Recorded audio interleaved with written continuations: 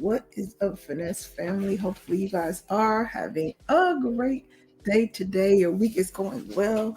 Hello, my name is Mrs. B Finesse of millennialfinessemindset.com, guys.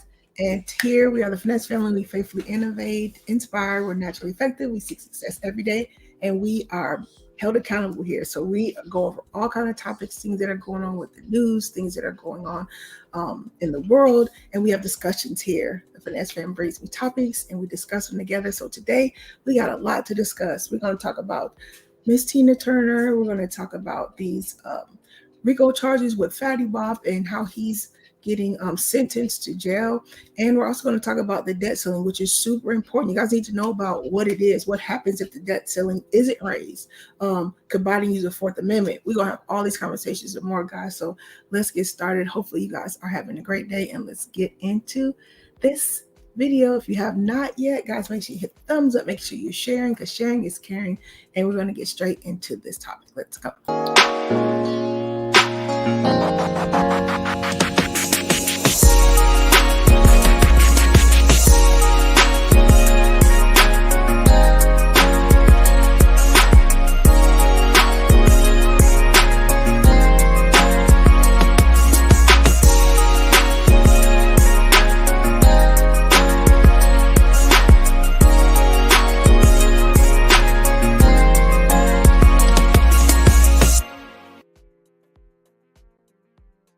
All right, guys. So hopefully everybody's having a great day. We're going to get straight into the topic you guys asked to talk about.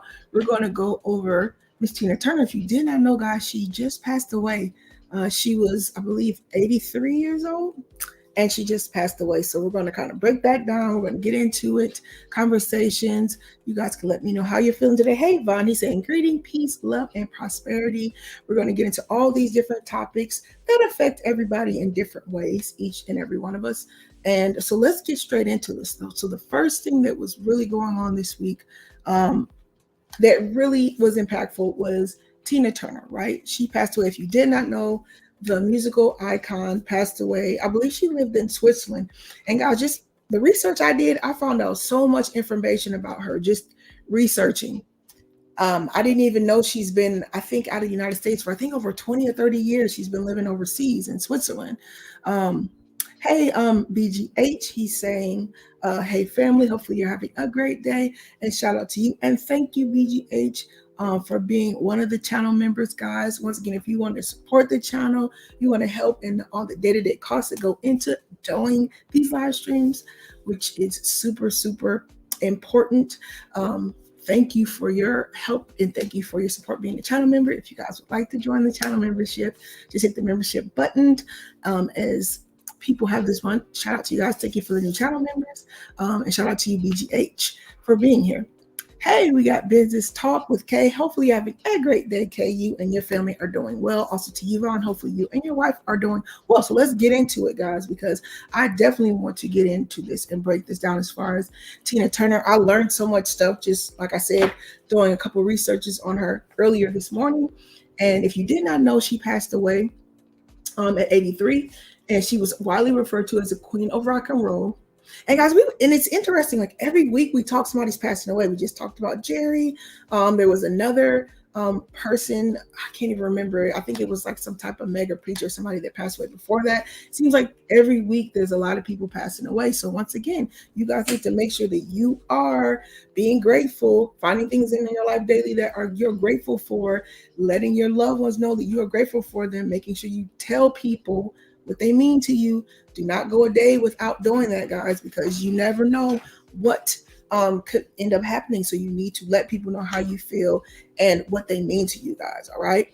Let's see. Vaughn says, if you are just now joining the stream, welcome. Please feel free to hit the button on the way in. Yes. Hit the thumbs up button. Also, too, guys, make sure you go to community tab and read what I posted. I gave some homework for my Finesse family here. Guys, make sure you go read that and follow through. Also, after the stream, if you're on the restream watching, make sure you guys are commenting. Tell me what you learned from the stream. If you agreed or disagree with something, make sure you put that in the comment section. That helps roll that algorithm. All right, so let's get it going, guys. It says she rose to fame as a lead singer of the Ike and Tina Turner Revue before her career as a solo performer took off in the 80s. Now, I didn't even realize Tina's first hits were like in the 60s, right? And also, I didn't realize that she's been gone for almost 20 or 30 years overseas living. She hasn't even been living in America, guys.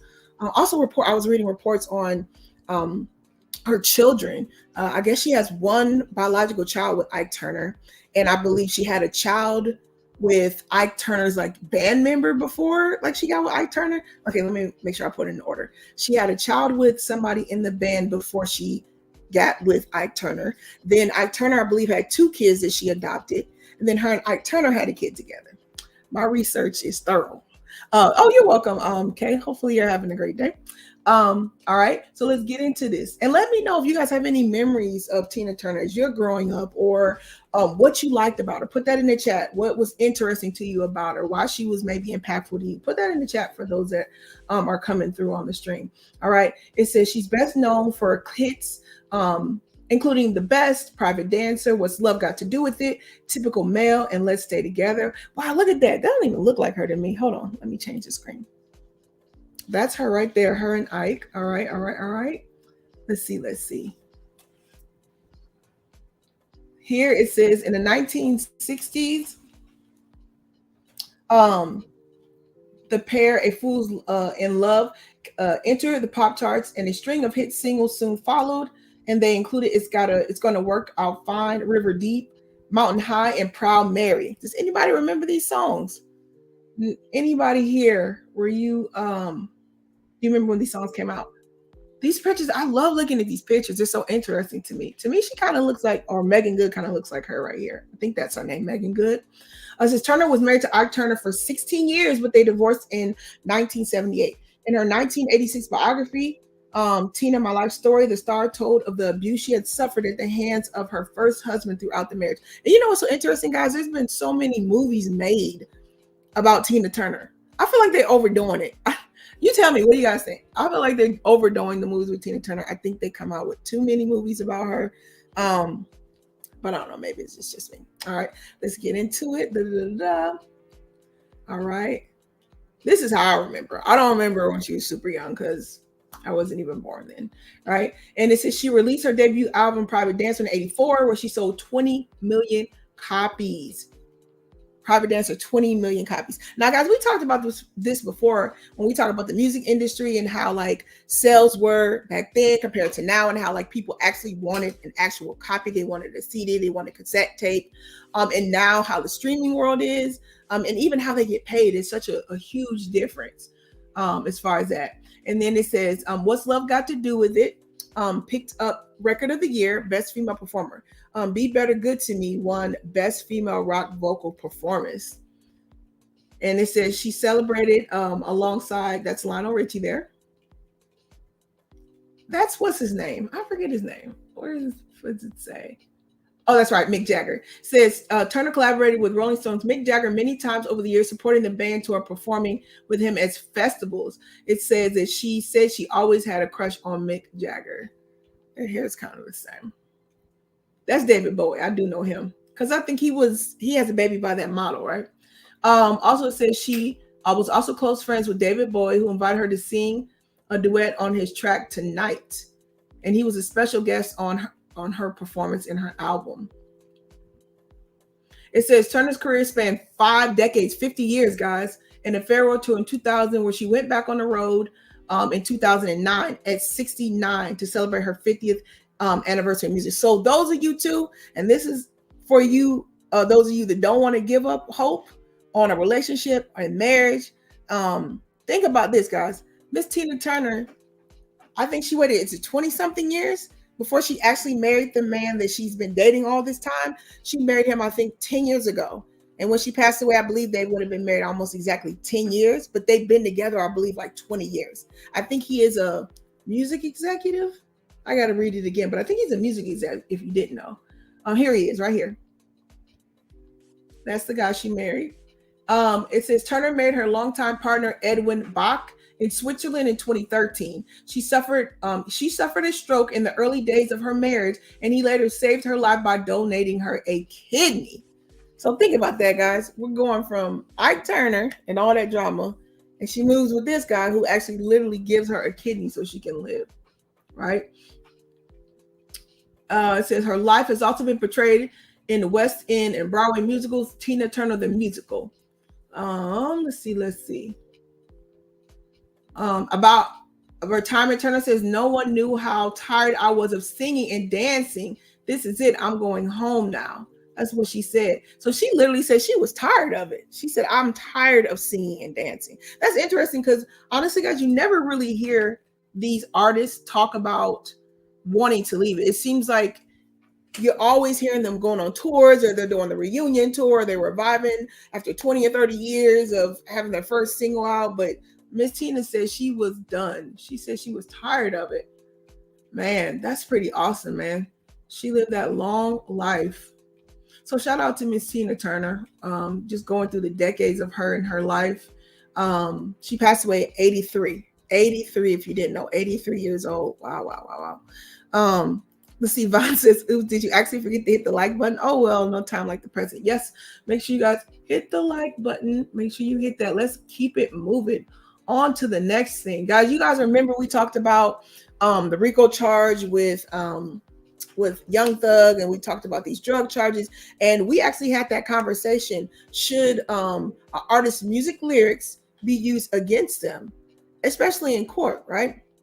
So once again, guys, we coming into a situation where there's another rapper that now he pleaded guilty for drug charges. So let's kind of break down what he did, and this is crazy. I don't know if you guys remember him. Do you guys remember this guy in the chat? His name is Fetty Wap. He had a single called Trap Queen. Like, that's not telling somebody that you did something wrong, right? All right, so it says he was sentenced to 6 years in prison for drug trafficking scheme. As friends and family looked on, it says Fetty Wap on Wednesday apologized for his actions, and he said he was exactly where I'm supposed to be before a judge sentenced him to 6 years in federal prison for his role in a New York-based drug trafficking scheme. Now I know with him, I remember seeing him in the news for like issues I think that he was having with his children's mother. That's the things I remember back in the day seeing him in the news for. It says a Trap Queen rapper whose legal name is Willie Maxwell pleaded guilty in August 2020 to a conspiracy drug charge that carried a mandatory minimum sentence of 5 years. He told the US district judge, me being selfish in my pride put me in this position. Very interesting. He's actually admitting to what he did. He says, me being selfish put me in this position. His lawyers had suggested he turn to selling drugs because of financial hardship brought on by the C-19 pandemic. So basically, he said he got involved in this because I guess he wasn't making money with his music. And then when C-19 came along, he had no other means to make money, allegedly. These are his words. So he went into this whole drug trafficking scheme. I'm not sure many kids exactly he has. I believe he has at least 2, I think, with 2 different women. It says Maxwell was arrested October 2021 on charges of participating in a conspiracy to smuggle large amounts of heroin, fentanyl, and other drugs into a New York City area, right? It says the New Jersey-born rapper and 5 co-defendants were accused of conspiracy to possess and distribute more than 1,000 kilograms, 220 pounds of heroin, guys, fentanyl, crack cocaine, 2019 and June 2020. Says the prosecutors said the scheme involved using the U.S. Postal Service and cars with hidden compartments to move drugs from the West Coast to Long Island, where they were stored for distribution for dealers on Long Island. Boy, they had a whole scheme put together. It says Maxwell, which is him, the guy in the picture, Fetty Wap, pleaded guilty to distribute and possession controlled substances, the top charge in the indictment against him, admitting that he participated in a massive drug trafficking racket. The plea, which pertained only to cocaine, spared him from a potential life sentence if he had been convicted on all the charges he faced. Guys, this is crazy. All right, remember, guys, we talked about this too with the when we talked about Young Thug and the RICO charge and them charging him also because of the music that he put out. And my question to you guys is, do you guys believe that it is okay for him since he's admittedly saying he's guilty, he knows he's wrong. Do you think that was a means to an ends for him, trying to do this and be a part of this conspiracy because he felt like he couldn't provide for his family? Or do you guys believe that this is a lifestyle issue if we're talking about accountability? Maybe he couldn't keep up with the lifestyle he had being a quote unquote rapper or artist. So he knew maybe the quickest way was to do this. What is you guys' perspective on that as far as when we're talking about accountability? Let me know, because this is very interesting for it to go that way. Now, as far as his history, I'm not sure. I haven't really read any reports that was like his lifestyle before. But like I said, the lawyers that were prosecuting him were saying that from his music, they used the music for proof that he was involved in this scheme, right? It says Maxwell's lawyers hoped he had hope for the minimum. It says, this is a sad day, the defense attorney said. This is a kid from Paterson, New Jersey, who made it out. And then it says that his lawyer said he accepts all responsibility for his conduct. Do you guys think that's enough? Do you think once somebody goes, this is a good question too, because this honestly is kind of like an analytically derived question, and it really looks at moral basis. Do you think when somebody goes to jail or prison and serves the time, do you think from there the occurrence of the crime should still be brought up for them?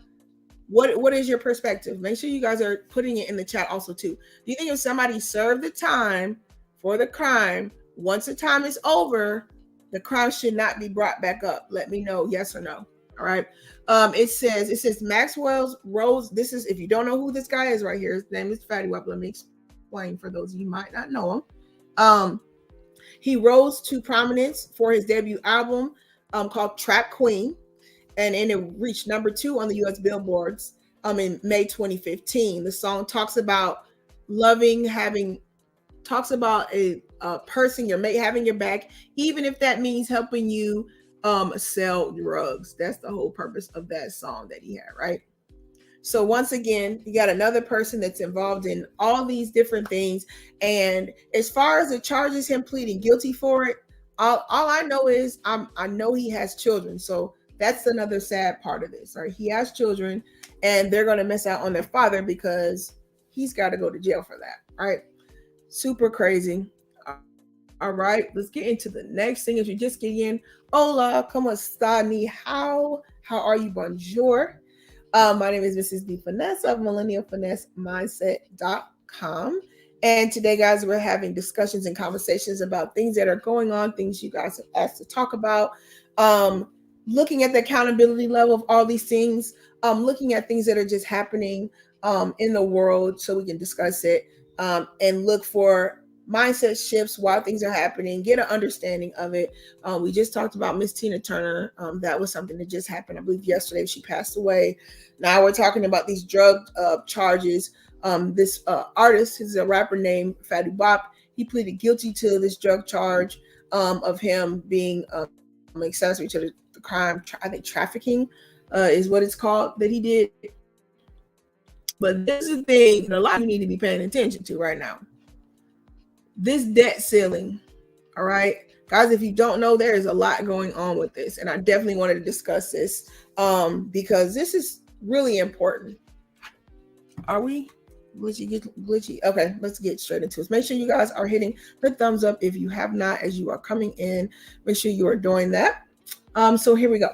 It's what's in the debt ceiling deal with Biden and McCarthy are negotiating. So if you don't know, guys, this is what it is. What's happening? What happens if the debt ceiling isn't right? So let me let you guys know what it is, because a lot of you are not even paying attention to this, and this is important. What is a debt ceiling? All right, the debt ceiling, also known as the debt limit, is the maximum amount of money that the U.S. federal government is allowed to borrow to meet the financial obligations. The obligations include Social Security, Medicare, money due for the bondholders, military salaries, creditors, and tax refunds. All right. It says critically, the debt ceiling does not restrict future spending. Rather, it authorizes the government to spend money to fulfill its existing commitments. So the debt ceiling has nothing to do with like money budgeted for the future, if you didn't understand that. This is for pre-existing things that have to be committed to, right?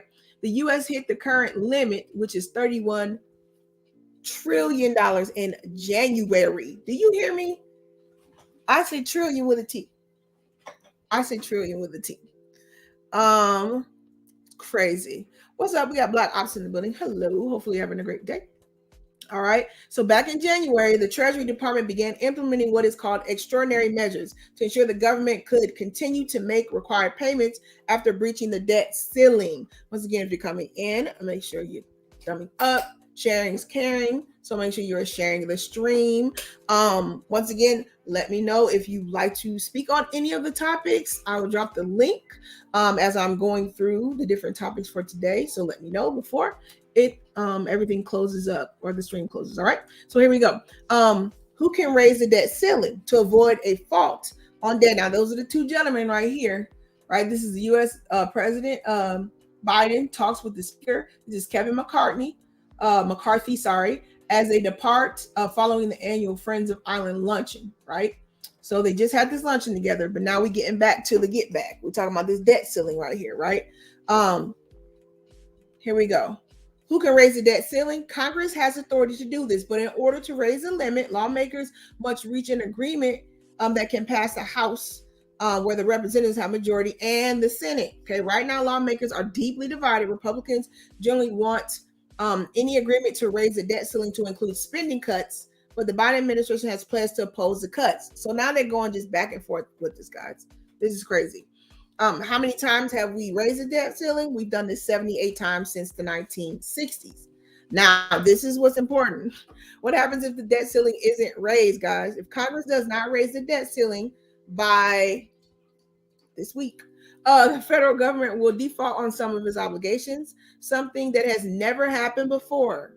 Experts say the ramifications of a debt default could be far-reaching and dire.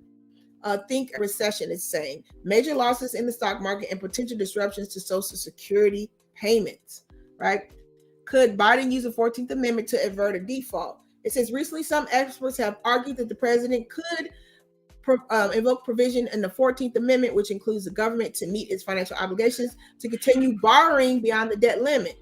It says the Washington Post reported recently that aides with the Biden administration having evaluated strategy. But I think Biden said he's not going to do it. I think that's the last thing I read. Let me look more into this other article too. It says, but others using the 14th Amendment to raise the debt ceiling without Congress say it's too risky. It's not clear whether Biden will pursue this course. From what I was reading, they were saying he wasn't going to raise that debt ceiling. Let's get into it and see what the article is saying. It says this morning, while talks are fluid, the general contours of the deal have taken shape. What we know so far, the cap on the discretionary spending, it says the deal that they're considering, guys, would lift the debt ceiling in exchange for holding non-defense discretionary spending. So let me make this bigger so you guys can see actually what they spend money on, so you can get an understanding here, right? Because a lot of you don't even know what money's being spent on. But I'm about to learn you right now, right? What makes the U.S. government's discretionary spending? So here we go. There is $800 billion, guys, spent on defense. The military gets $700 billion, and other defense is $40 billion. And then the veteran benefits gets $131 billion. Education, social services get $118 billion. Transportation gets $120 billion. Health gets $105. Law enforcement $80. Environment $50. Housing $60, income security $40, technology $40, energy $13, and the government $22 billion. So that's where all that money is being spent, right? So it says under the deal, consensus spending around $8 billion in line with Biden's 2024 budget, right? Biden and McCarthy have been discussing tightening work requirements for low-income Americans to access food and Social Security programs. This is part of the other what they're going to use the the energy spending for, guys. Let's see.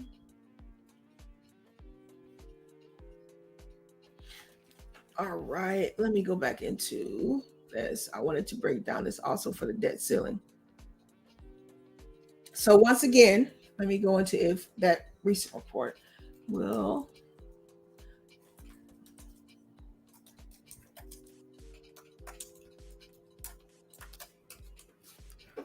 right. Let me check something, guys. Okay, so this is what Biden just said 7 hours ago. It says that is a no. He said President Joe Biden will not invoke the 14th Amendment in the debt ceiling fight. Deputy Treasurer Secretary Wiley says. Medio. I probably said his name wrong, right? Yeah, I definitely said that name wrong. So, yep, Biden says he's not going to enact the 14th Amendment. Here we go. This is this morning.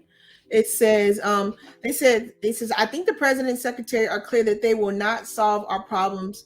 This will not solve our problems now. So yes, that is a no for him enacting that. It says White House officials said that they don't see that the 14th Amendment, which says that the validity of the public debt cannot be questioned, as a variable means of circumventing debt ceiling negotiations. Biden himself said that he sees a bipartisan deal as the only option on the current standoff, casting down on the 14th Amendment as workable in public remarks. So I guess he wants to come to he wants to reach an agreement instead of just enacting this over the other people, which is cool. You know, he could just use that authority and trump it, but I guess he's trying to enact something with a bipartisanship, so it'll look like he's trying to work together with people, right? All right. Okay, cool. So, hey, listen, was there anything else you guys found out in the news that you wanted to discuss? I went over all the stuff I had. I definitely went over all the stuff I had also too, because you know you guys like to get on me. Here's a link if you want to come up and discuss it. Otherwise, I'm going to round it off. We talked about Miss Tina.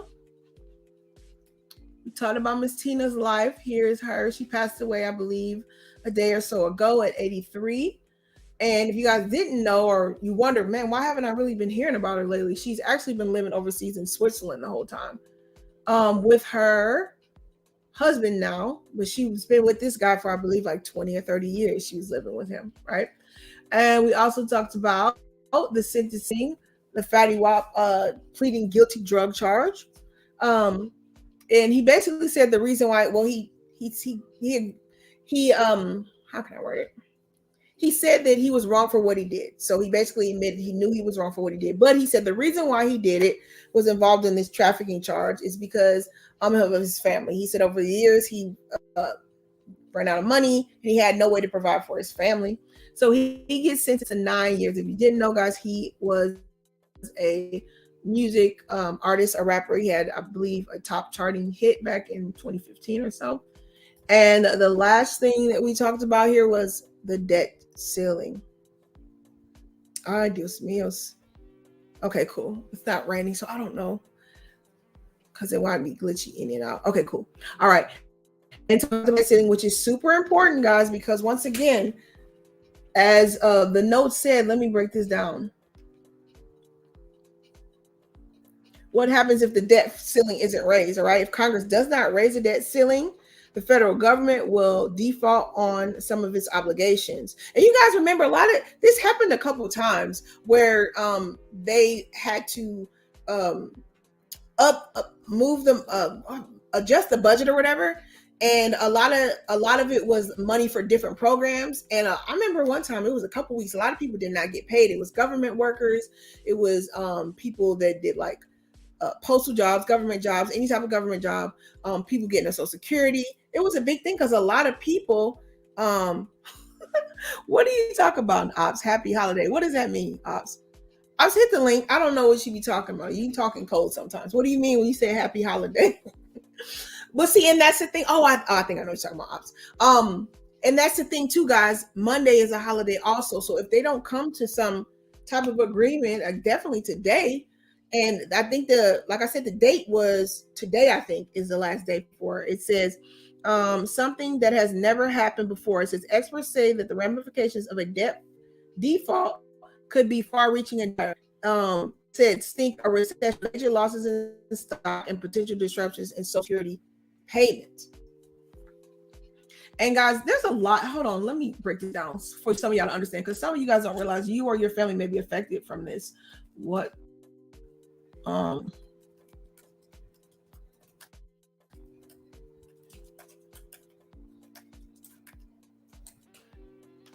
because I just named off to you guys a whole bunch of programs that actually have to do with that debt ceiling. Let me get this up for you guys.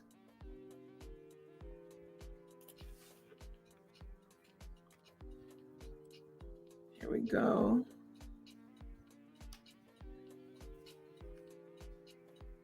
All right. So here's consequences of it if it's not raised. Hold on a second.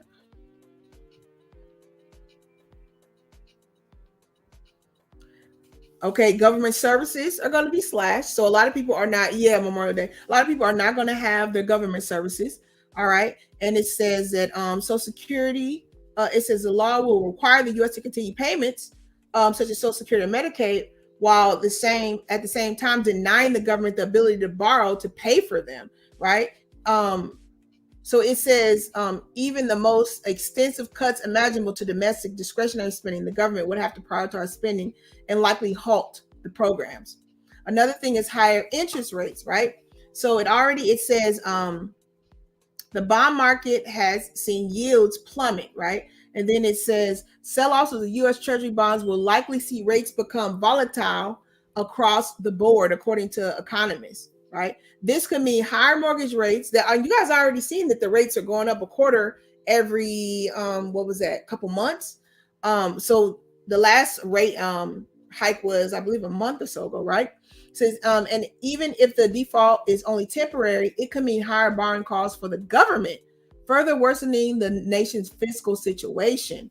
Market panic. Economists fear that interest rates are skyrocketing. Man, I told you guys about that. It'll affect the stock market, right? It says that it could create a market panic similar to the stock market of 28, possibly worse, they're saying.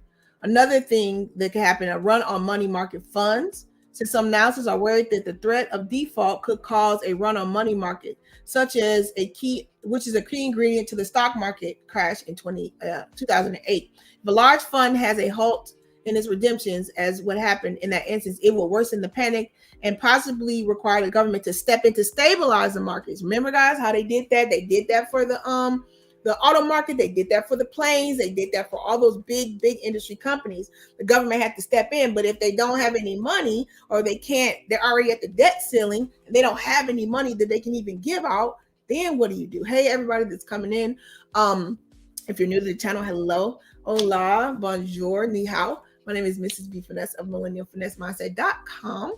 And we're just having conversations about accountability, all the things that are going on in the world. So many dichotomy of things happening. This one is super important that you definitely need to know if you haven't. We talked about Tina Turner. We talked about that Fetty Wap drug charge. Now we're talking about this debt ceiling, and I'm letting you guys know things that can happen if this debt ceiling is reached and is not capped, and an agreement is not hasn't been met, right? So we got Biden and the head of the Republican House Speaker, and they're going back and forth trying to figure out some type of agreement, but nothing's been done yet, guys. So we talked about things that can happen if this debt ceiling is not helped or met, right? We could have slash government services like Social Security, Medicaid, higher interest rates, and it'll go way higher than it already is, guys. Market panics. We talked about a run on the money market funds, and I talked about that stock market from 2008. They're saying it could be worse if they hit that debt ceiling. Obviously, political instability. We already know with the race coming with the 2024 presidential race, says both sides seem to be already employing a message strategy targeting tactics, right? Deepening the political division in the country, right? So it says everyone seems to agree that sending the country into default would not be the public's interest. So it looks like both sides are trying to come to this agreement instead of, once again, I talked about the president enacting the 14th Amendment, which he could do that, but he says he doesn't want to. Long-term effects, it says eventually resolves. Long-term effects could lead to credit rating agencies permanently downgrading the U.S. debt. And the impasse would have long-standing effects on American economy standing in the world, as well as the dollar status. We already know about the dollar, but it could drop for real. It says, as the dollar status as the world's reserve currency, the dollar has come under pressure recently, largely as a result of the Federal Reserve's interest rate hikes, right? While market observers consider the risk of default as low, around 10%, that is still considered a serious concern. Well, we're still waiting right now, right? We're still waiting, and they're negotiating as we speak, guys. They're definitely negotiating. So those are all the things that can happen. So this debt ceiling thing is super important, guys, because I know many of you, we have family members that receive these services. Most people work in government facilities. Most people work in the government, right? So those are a lot of jobs and incomes that are be stagnated. You know, we're already talking about the rates for mortgages, loans is going up, right? A lot of people, we looked at throughout the weeks, all the people that are losing jobs, especially in the tech industry, is so much going on, guys. And it's super important that you know things about money, how money is moving, what's actually going on in the government, what bills are being passed. A lot of times you just kind of go on with your life and you want to know about the beefs and the feuds and what's trending in social media news and all that stuff. But these are the important things you need to know about. Oops, that way right there, right? This debt ceiling is really, really something that needs to be paid attention to, guys, because this is crazy, right? The extent of the damage would depend on whether the government actually defaults on the debts, but it could also call into question the supremacy of the U.S. in the world economic order. Because listen, if we out of order and everybody looks at the U.S. for everything, man, oh man, it'd just be a whole catastrophe. Let's see. Black Ops is saying people are getting hired in tech too. Yeah, that's true. It's weird because the reports that I'm reading, it's so many people. There's so many openings in technology, so many vacancies in technology because of that career field exploding so much because of all the different new things that are coming out, especially in technology.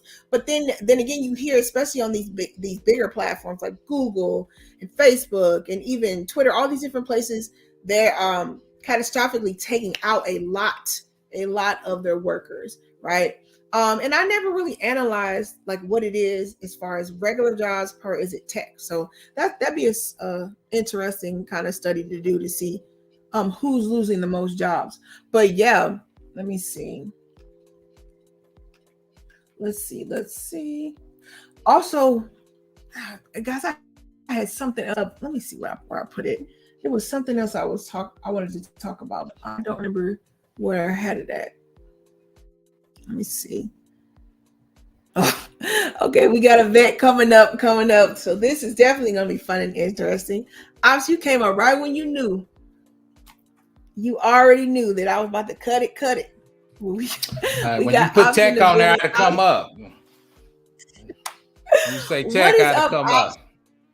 How is your day going? It's going pretty good. I had to send a shout out to Vaughn. He helped me out last stream, so I'm going to shout out to him. I was advocating for the sex robots. So I don't think my mom in heaven was happy, so I had to send a shout out to Vaughn. I felt her frowning up in heaven. Vaughn was helping me out, though. Shout out to Vaughn. Yeah, shout out to you, Vaughn. Guys, if you haven't checked last week's stream, we had Professor Black Ops here on the screen and our great moderator, Vaughn, and we both all had a discussion about what that world would look like if we transition to getting our AI spouses and leisurely on. So Vaughn's laughing. Ops, what you got going on with this, Ops? I mean, good grief. It's people, and the thing about it, Ops, nobody's really talking about this. I mean, there are people talking about it, but people that need to be listening to it or pay attention are not. So what's going on in your mind at tech and these conversations that we're having? Okay, the first one is the debt ceiling. For me, I just think it's, and I'm not a super political guy, but I think it's the give and take. So the Republican Party and Democrat, it's like sausage. I don't think they're going to let the United States go in default, right? So it's like, okay, what you going to give? Republicans want smaller governments. Democrats want bigger governments, right? So they play that game. So like you said, that'll happen at least 6 or 7 times in the past. So I don't know. I guess I just feel like it's going to get done, and whatever they do, they're going to do, right? Yeah, I was reading the reports, which was weird. I didn't realize it was so soon. They're about to go on another vacation. So I think today is actually the day. I got to look into it more because, like I said, when I was reading it, I was like, I didn't realize how serious it actually was. But they're about to go on vacation. So I thought it had to be done today. No, I think they might do a month extension while they come, so they can go vacation and come back and talk about it. That's how they They be always doing do it. that So yeah, so I don't. because they're I like I said, saying. Have you heard about Biden enacting the 14th Amendment on it? I heard that before, and I think that's what the government does now. People don't want to vote for nothing; they just gonna executive order everything, right? Mm-hmm. I think Trump actually really started executive ordering everything. So Yeah, I I'm remember down that. with it, though. I'm down with it, man. If whatever you need to get done, man. I was hoping Obama was gonna give us some more bills for us, man. He should have been executive ordering, man. I'm like, that's the move. So if you in power, roll your pen, man. But that kind of defeats the purpose of, Congress and Senate, because they're supposed to vote on stuff and Mhm. make it work. Now, everybody just executive order and basically just flipping you off. I'm gonna do it my way. So Right. And that was one of the main reasons why Biden said he does not want to enact the yeah. 14th Amendment, which he could and will fix all of it for now at least. But he said he wants to try to come to some type of agreement. But they're both kind of slugging along, holding out for certain things. And if you pay any type of attention to the government, it's not even being a political person, because I mean, to be honest, that's not the stilo. For me at least, it's understanding what you're trying to pass and what it's actually going to do. And I think a lot of times people are so kind of gung-ho for a side. They don't really even read and understand the laws that are being passed, or have any clue about what it's doing. So I mean, interestingly enough for me, well, it was something else that I was reading about. But as far as what you were talking about with the tech jobs, we talked about that before, and all the big companies that are laying off. From your perspective, is it more so maybe regular workers and not tech, or are they actually laying off mostly tech people? Because I never really thought about that in comparison when I was reading the reports, except if it said tech jobs. So what's your analysis of that moving forward? Because that's super important also, because people don't realize as you are transitioning, I guess, into your career, or even getting older, or you have kids and you're trying to lead them into something as far as even going to college for whatever. I don't think parents or even a generation of adults don't understand that needs to be the push. It don't need to be what you think your child likes, or even your older adult child. Like, you need to try to get them in that so they won't really be behind when the shift comes, because it's here. So what's your perspective on that? Yeah, the first part of that is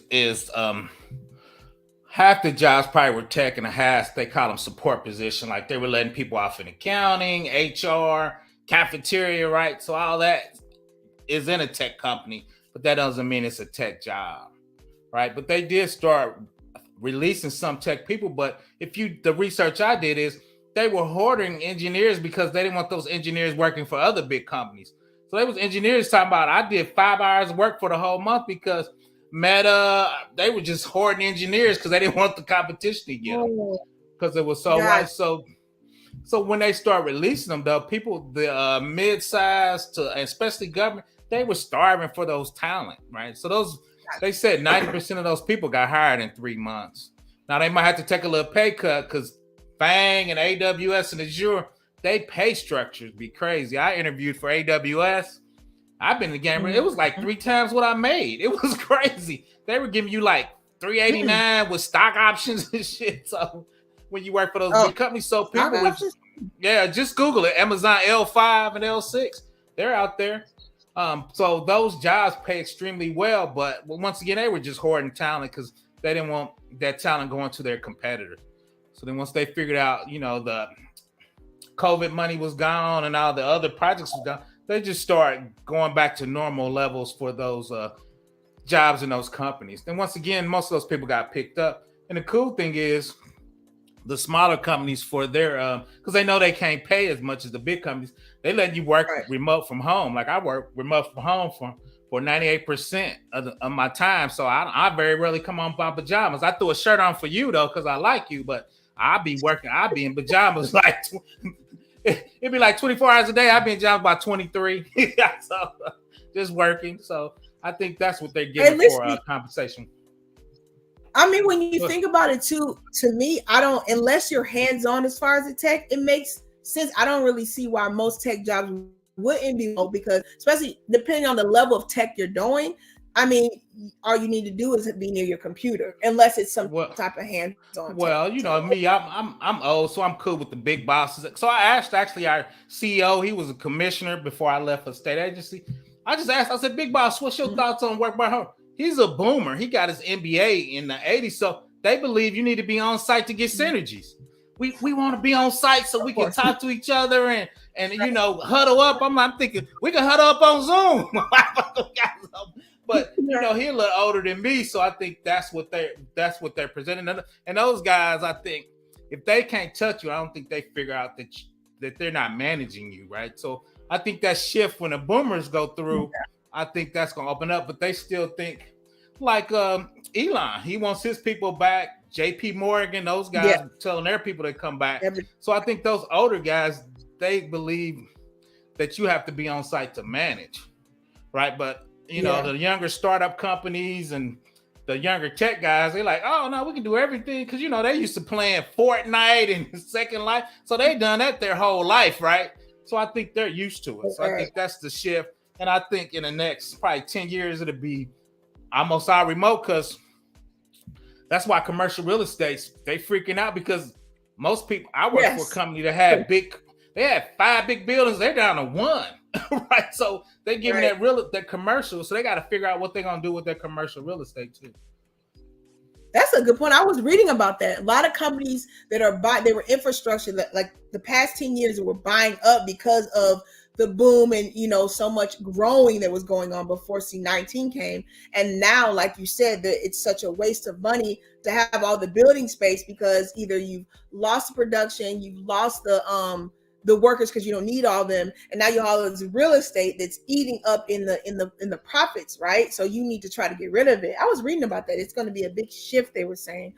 But so yeah, it's super interesting about it. So unless you physically building something or printing something, you don't need that building space anymore. And a lot of stuff like I used to do a lot of stuff with bulk printing for a large state agency. Most people like, we send emails to people. We ain't printing out paper. We ain't printing out 100,000 print jobs anymore. So that's actually starting to go away slowly. So wow. So that's even like the printing companies and places, just kind of like the movie places went away. I didn't even think about the printing places. I don't know. I feel like people always want to touch a book or something, but yeah, most companies know that's a loss, printing up so much stuff like papers, period. So good grief. So yeah, I'm older than you, Miss. I'm older than you, Miss B Finesse. So I like a good book. I won't catch up in my book. When I taught, they were taking their test on their phone.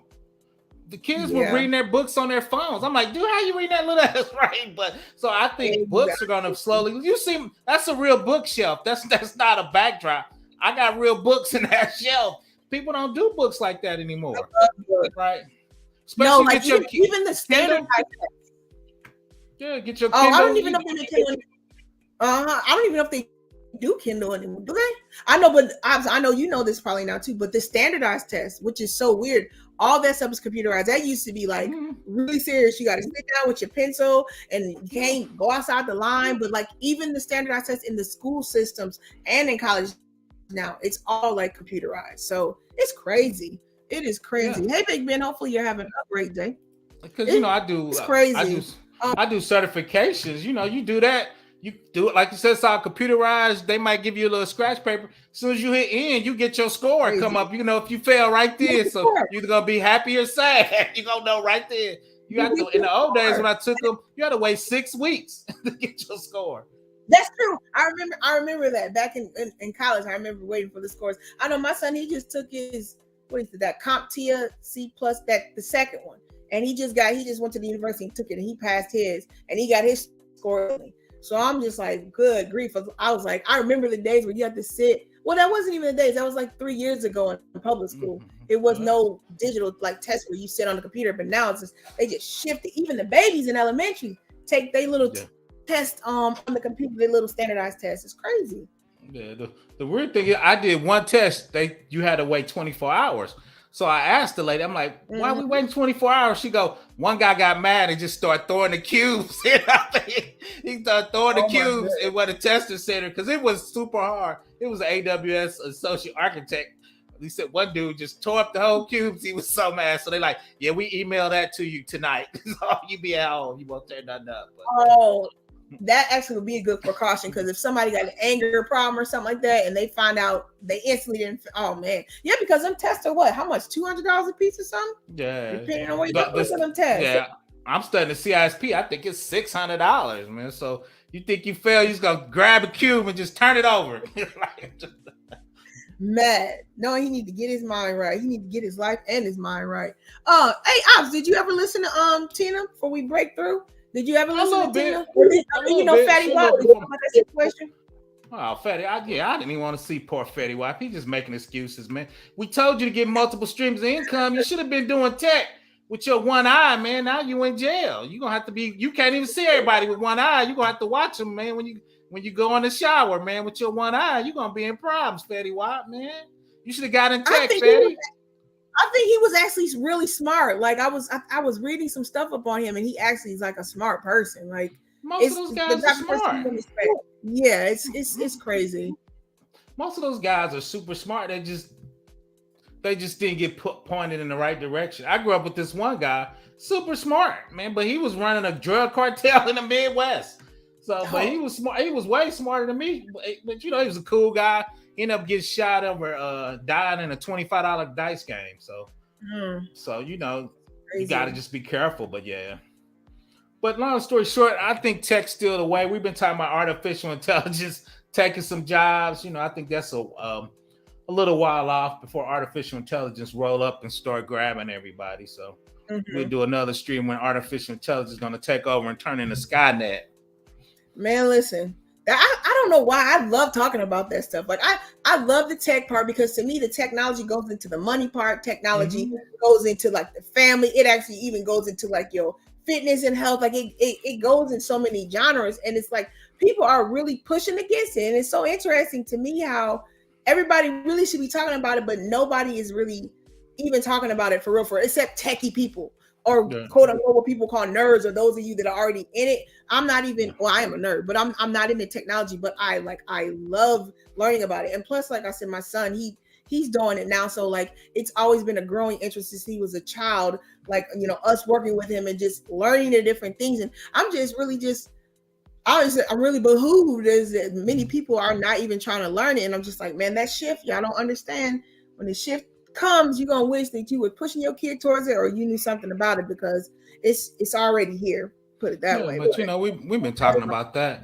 That's been the nerds against the, you know, the bad boys. That's been throughout history. I mean, that's been in the movies and everything, right? So, you know, that's constantly till you get 30, then you realize tech guys get paid and shit. So exactly, and continuously it's shifting, and you get paid more and more. And it's actually something, like you said, if you want to even get out of being in an environment of people, you can work from home. You know what I'm saying? Most jobs, you do not have that option at all, nowhere close to being able to do it in your own environment. So the only thing get close to that is customer service, but they don't get paid. You know, tech guys get paid, and like I said, you get but the thing is, right, if you're working from home, are you gonna get the promotions?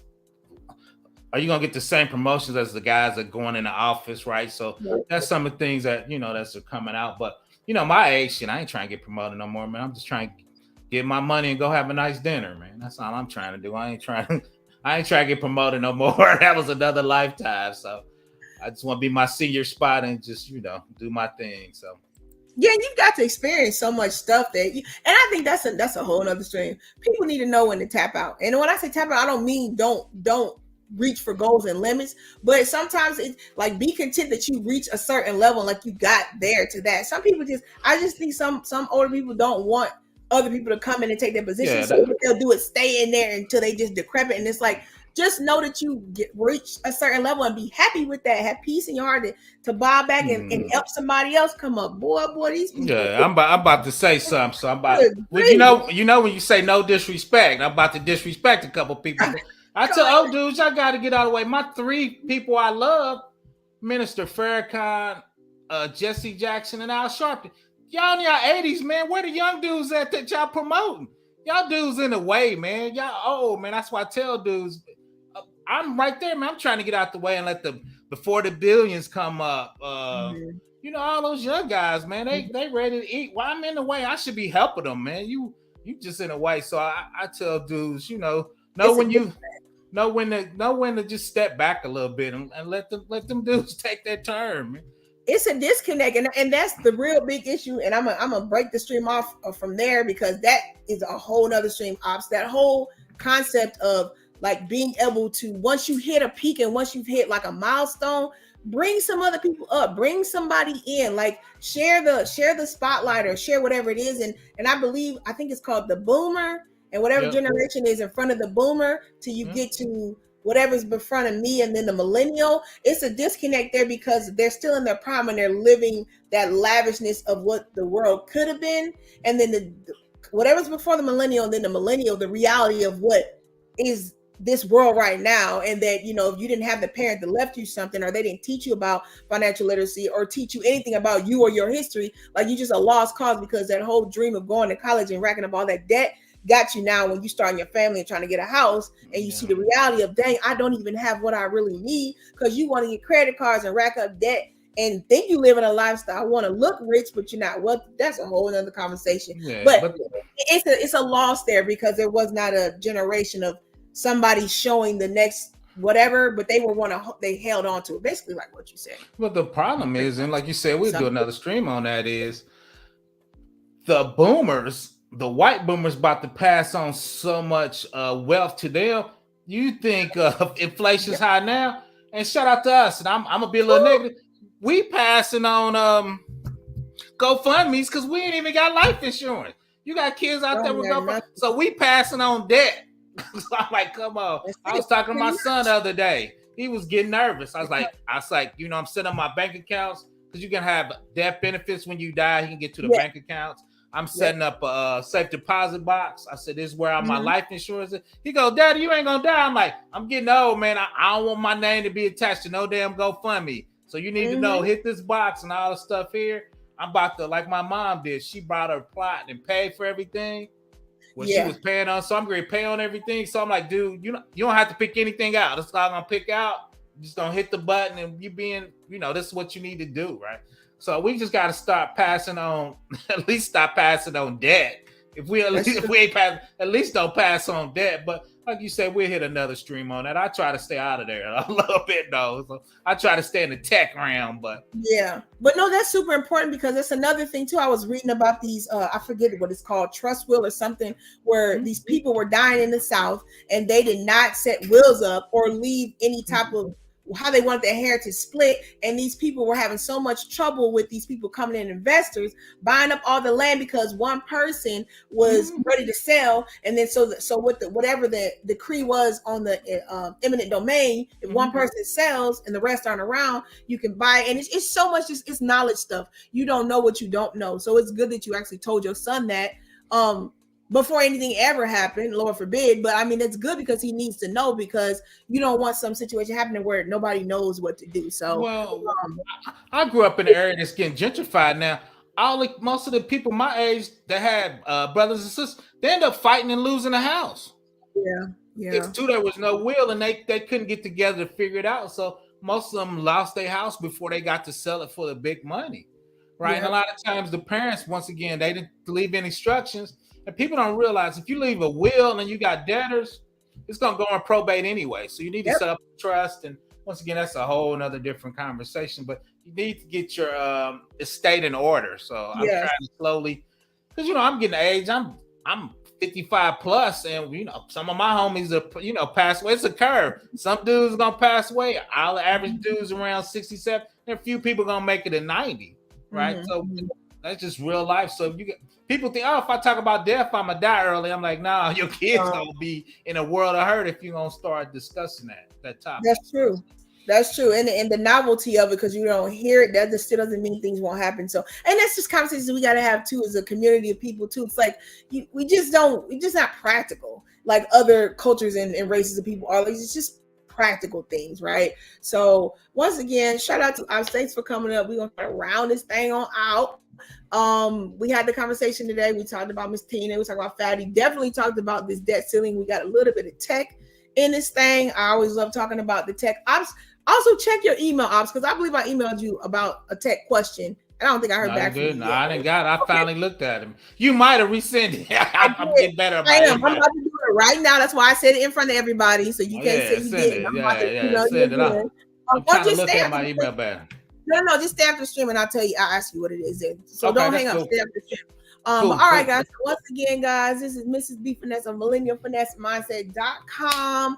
Shout out to everybody that was here. Shout out to Ops coming up, talking on the panel. Shout out to everybody that came through. Vaughn, Kay, we got BGA. Shout out to you for being a channel member. And everybody in the background, Big Ben, everybody in the background that did not say anything. Shout out to you guys. Make sure you guys comment. That is your homework on the stream. And other streams that you missed, you didn't comment on, because that's what helps push us in this algorithm. All right. So once again, guys, shout out to you. You guys have a great day. And once again, make sure you are grateful for the things you have and let somebody know what they mean to you. All right, guys. Talk to you later. Shout out to new channel members too. And thank you guys that bought merch. Shout out to you guys. Have a great day, guys. Adios.